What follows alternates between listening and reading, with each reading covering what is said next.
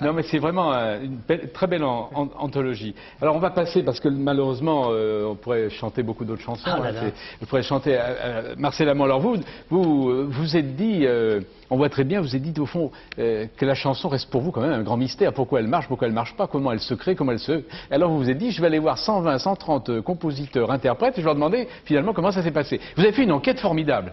C'est vrai, parce qu'on apprend 1000 choses, 1000 anecdotes sur ces chansons que nous connaissons tous, mais qui sont évidemment beaucoup plus proches que celles que rapporte M. Écoutez, Robinet. moi j'étais parti, je voulais faire une émission de radio ou de télé, et je m'étais dit, qu'est-ce que je pourrais faire d'intéressant?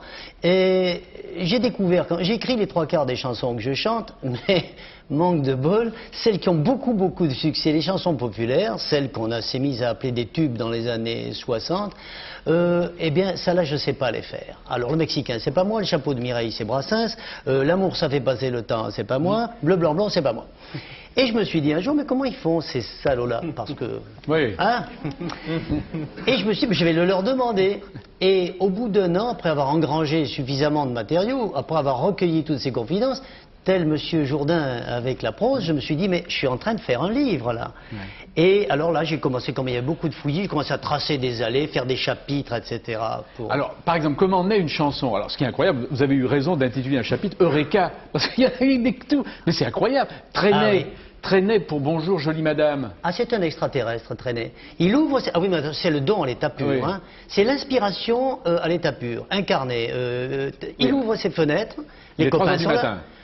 Oui, la lune est bien ronde, en plein milieu du ciel, il fait « Bonsoir, jolie madame ». La mer, même chose. Mais attention, ça peut arriver à d'autres, mais ça fait... Mais la mer, c'est incroyable, parce que là, les paroles sont quand même plus compliquées. Ah, mais ça fait 70 ans qu'il nous fait ça, Traîner. Hein. Et ça, alors d'autres le font de temps à autre. Lui, c'est à G continu. Il compose comme ça. La mer, ben, son pianiste était là, c'était sur les bords de l'étang de Thau, il regarde la mer, il fait des bribes, hein. La mer, qu'on va danser le long des golfes, puis après, voyez... Et il se tourne vers Chauliac, il dit, en arrivant à Perpignan, on ira un peu travailler. Il y a bien plus extraordinaire. Jean-Jacques Debout raconte cette histoire. Il va manger chez Charles Trenet. Alors ça, c'est vraiment, c'est à nous rendre jaloux, fous furieux de jalousie. Et il se balade dans la Varenne. Il voit tous ces petits trucs ridicules, ces brimborions, vous savez, sur les pelouses, ces nains, tous ces champignons, tout ça. Et il rit, il dit, c'est incroyable parce que ces braves gens peuvent s'amuser avec des choses d'aussi mauvais goût. Et il dit, il marche un peu, puis il dit, tiens, en rentrant à la maison, je vais faire une chanson qui va s'appeler Le Jardin Extraordinaire. Il rentre à la maison, il se met au piano et il fait Le Jardin Extraordinaire. Mais c'est là où l'histoire, déjà, elle était ahurissante. Et il dit, alors il la fignole un peu, nous sommes le début d'après-midi, là. Le soir même, il la chantait au Moulin Rouge. Il l'a créé au Moulin Rouge. Oui, mais un peu plus loin dans le livre, vous racontez une autre aventure avec Trenet, où il écrit L'âme des poètes. Et il appelle Yves Montand. À quelle heure? Il le réveille. Ah, il le réveille. Il le réveille. Montand, c'était pas Pierre. Enfin, Pierre fait le festoyer jusqu'à 4 heures du matin, pas Montand. Oui. Et alors, eh bien, il est à table, ils sont un peu partis, ils sont gays, quoi, et ils chantent longtemps, longtemps, longtemps, le temps. Ah, formidable chant. Seulement, il se méfie, il dit, bon, peut-être qu'il me flagorne un peu, toute cette petite cour, tout ça. Et comme ils sont un peu partis en Java, il appelle Montand 2 heures du matin. Montand n'aime pas beaucoup ça, mais enfin, c'est Charles Trenet, il le reçoit, il se met au piano, lui chante sa chanson. Et Yves Montand dit, formidable, formidable, formidable. Et il n'a jamais eu la chanson, parce que ce que voulait Trenet, c'était vraiment la vie de quelqu'un qui se gourait rarement. Non, mais il y a une autre extraordinaire, c'est Beko et Aznavour qui vont créer Méké Méké. Ah oui, bah, c'est parti aussi bêtement que ça, alors, oui. Méké, ils sont tous les deux, ils se réunissent ici à l'époque, ils ont fait Viens, ils ont fait Ma Ville, ils ont fait des tas de chansons. Et alors, l'un commence à faire un rythme un peu un peu, on dirait calypso, maintenant, je sais pas, enfin bon, un tempo ilien. Et l'un fait Méké, Méké, Méké, Méké, Méké quoi, Méké, Méké, et c'est parti aussi bêtement. Non, il disait Mais qu'est-ce que c'est? Mais qu'est-ce que c'est? Méké, Méké, et puis ils sont Méké, Méké. Et ben voilà, ça peut partir comme ça, oui, mais à l'inverse, Méké, Méké, il veut que je chante. Je ne saurais rien lui refuser. Méké, Méké, mais qu'est-ce que c'est? C'est l'histoire d'un grand amour, Mais qu'est-ce que c'est? Bon, mais à l'inverse, il faut quand même dire que Brassens remettait, polissait et Ah oui, bien repolissait. sûr. Il Non, a mais- fini la supplique pour être enterré à 7, 10 ans après. Attends, il y a une autre incroyable, c'est Beko qui se retrouve dans un avion. Il y a une actrice qui s'appelle Helga Andersen Oui. qui pleure parce qu'elle a un chagrin d'amour immense. Oui. Et Et elle elle lui disait dit... tout le temps, et maintenant, qu'est-ce que je vais faire? Maintenant, qu'est-ce que je vais faire? Et Beko, bon, il la console, il la mouche, il lui fait boire son café, et dès qu'elle il appelle Delanoë, allô, j'ai un départ. Mais il y en a une. Alors, Allez-y. un jour, je vais vous en raconter une qui n'est pas piquée des verres. Et elle est totale. Et celle-là, vécue par tonton Marcel. C'est ça. J'entends un jour dans un taxi à New York, et ça va surprendre bien des gens amoureux de la chanson française, mais enfin bon, moi j'en ai chanté 1 sur 1000, des chansons étrangères, je peux me permettre. Puis après tout, bon, il n'y a pas le sida, la chanson américaine. Donc, j'entends dans un taxi, je parlais suffisamment anglais pour comprendre ce qu'il disait, ça faisait ça.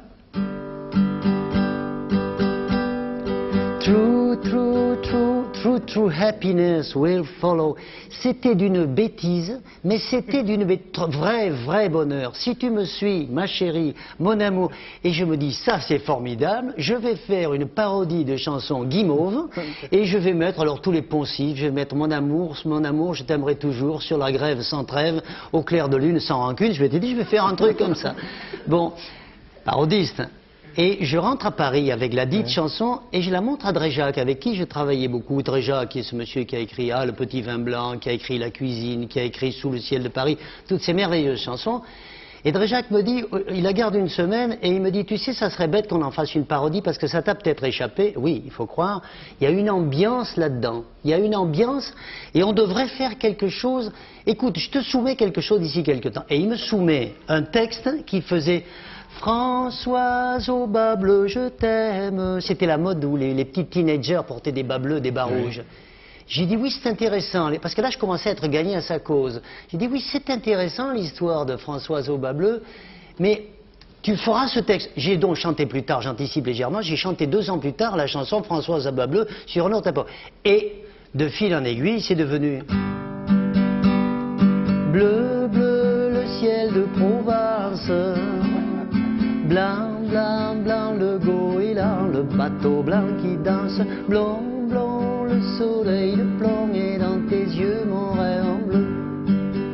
Bleu, bleu. Et cette chanson charmante, typiquement provençale, c'est une vieille chanson guimauve ringarde américaine. Ah, oui. Mais alors, le Mexicain, c'est quoi? Ah ben ça, c'était là aussi, grâce soit rendue à Aznavour. Aznavour, c'est le métier, c'est le pif personnifié. Je veux parler au sens figuré, parce que maintenant il a été opéré, n'est-ce pas? Bon, et Aznavour, Jacques Plante avait écrit un texte qui disait « Un Mexicain basané est allongé sur le sol, le sombrero sur le nez, en guise de parasol. » Bon, et c'était là, et Marnet et Stern avaient écrit une chanson qui habillait merveilleusement Yves Montand et qui faisait Planter Café. Ah oui. Où il bougeait pas, il avait le chapeau, il s'appelait Planter Café. Et ma chanson, le Mexicain, au début j'avais une première version de Marc Héral qui faisait quelque chose, j'ai oublié, mais qui faisait Un Mexicain basané. Ouais. Et Aznavour a dit non, texte qui roupille, musique guillerette, et le anguise, ce gimmick, comme on dit, c'est Aznavour. Et c'est devenu donc... Alors allons-y.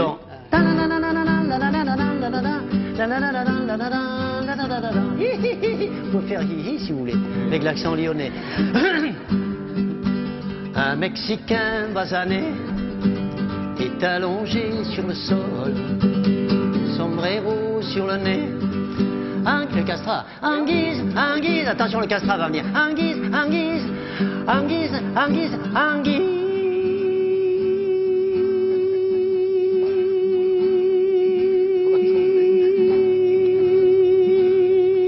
M'arrêtez quand vous voulez.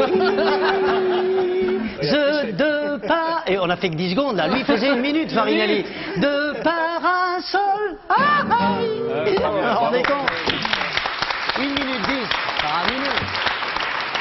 Et alors, pour revenir au livre aussi, ce qui vous montrait aussi très bien, c'est qu'il faut qu'une chanson trouve son bon interprète. Et que parfois, par exemple, vous donnez une chanson... C'est le 3e interprète. Et j'irais même jusqu'à dire qu'il y a un 4e larron, assez souvent, qui est l'orchestrateur. Vous parliez tout à l'heure de Paris s'éveille, qui a été, inspiré par la chanson de Desaugiers. Eh bien, cette chanson tombait complètement à plat lorsque Lanzmann et Dutronc l'ont écrite, passé par là, un flûtiste qui était dans un autre studio. Et ce flûtiste, un type renommé, c'était peut-être Bourdin. Et on lui a dit, vas-y, improvise, vas-y. Et il a fait toutes ces envolées de flûtes, ces trilles et tous ces trucs. Oui, qui ont donné une couleur nouvelle. Ça fait penser à cette trompette qui se balade dans l'aigu dans Penny Lane des Beatles. Oui, mais par exemple, vous donnez l'exemple d'une chanson de Trenet qui est Papa Pic et Maman Cou, qui a été donnée à Piaf. Ben oui. Et ça n'a pas marché. Eh ben non, parce que c'était pas pour elle. Vous savez,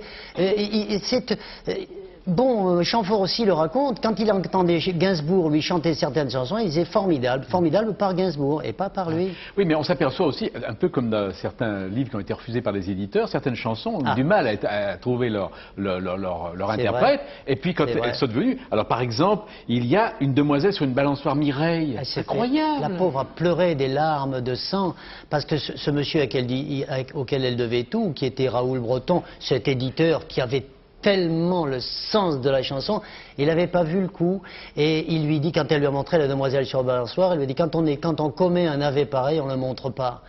Elle était désespérée parce c'est ce qu'elle m'a raconté. D'ailleurs, il faut que je raconte une petite anecdote sur Mireille. Mireille, 86 ans, je l'ai interviewée pendant 2 heures, 86 ans.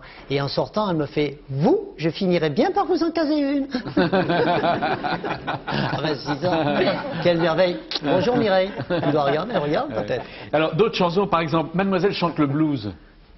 Oui, a été refusée par des tas de gens qui avaient peut-être raison, ça ne leur allait pas, lorsque tout à coup la petite Patricia Cass qui sortait là-bas de l'Est et voilà, finalement c'est ce que je n'ai pas, je suis infoutu d'écrire un succès populaire, je n'ai pas ce don. Il y a 2 constantes, c'est tout sauf un mode d'emploi ce livre d'anecdotes, mais il y a 2 constantes et je fais exprès de les séparer. Il y a l'inspiration, mais l'inspiration elle peut tomber sur un auteur qui aura écrit quelque chose de très bien foutu, il y a le savoir-faire aussi, mais il y a une deuxième espèce d'inspiration qui est la rencontre avec le goût du public. Et ça vient, parfois c'est décalé. Le Métèque n'a eu aucun succès, et c'était une très belle chanson chantée par Catherine Sauvage. Un jour la vague des Babacools est arrivée, tout ça.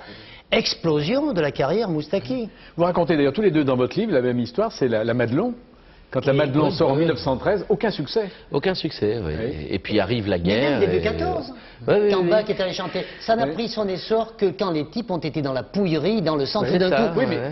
Oui, mais la chanson prenait un autre Eh bien voilà, parce que, vous savez, le comique troupier, il faisait pas dans la dentelle au début du siècle.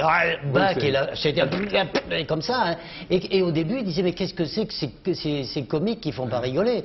Et tout d'un coup, les piou-piou dans leur tranchée, sous la tonnelle, on frôle son jupon, tout d'un coup, ça prenait des résonances extraordinaires. Il faut bien dire une chose, c'est que quand la guerre 14 éclate, c'est la fin du comique troupier. Le comique troupier, il est lié à l'idée de la revanche.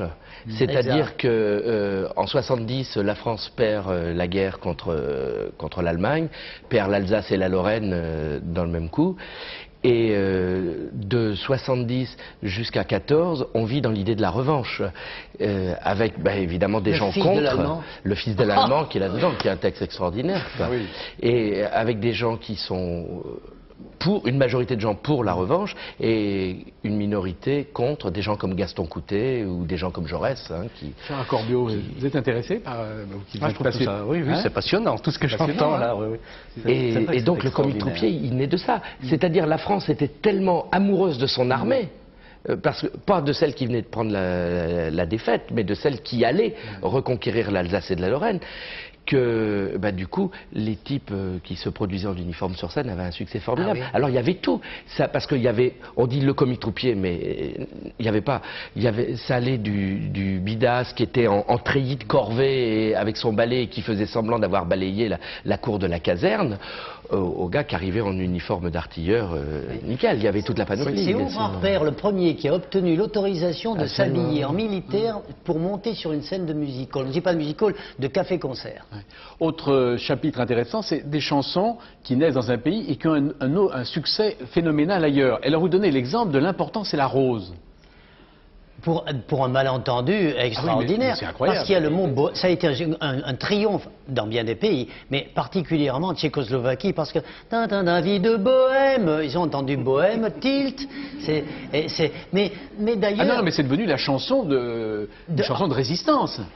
Bien sûr, mais, oui. mais il y a eu aussi aux Champs-Élysées. La révolution de velours, on chantait l'importance de la rose. Et les étudiants de alors ça c'est encore, bien sûr, des chansons pour des choses souvent qui n'ont pas leur raison d'être dans le pays où elle a été créée, pour des raisons qui nous échappent, soit dans la traduction, soit pour un mot, comme la vie de bohème. Une chanson, il y a une chanson qui s'appelait, je ne sais pas quoi, une rue de Londres. Mettons Times Square, c'est pas le cas, mais enfin bon. Et Dassin traduit ça par Aux Champs-Élysées. C'est une chanson anglaise, donc. Hein. Bon, il traduit Aux Champs-Élysées. Eh bien, les étudiants sur la place Tiananmen, parce que la France continue dans beaucoup de pays continue à représenter une idée de liberté, etc. Ils sont allés quand même au devant des chars en chantant aux Champs-Élysées. C'est authentifié par des documents. Chanson anglaise traduite en français par la grâce de Jodassin. C'est quand même insensé. Et Claude Lemel qui est le parolier. Ça doit vous faire plaisir, vous qui avez fait un film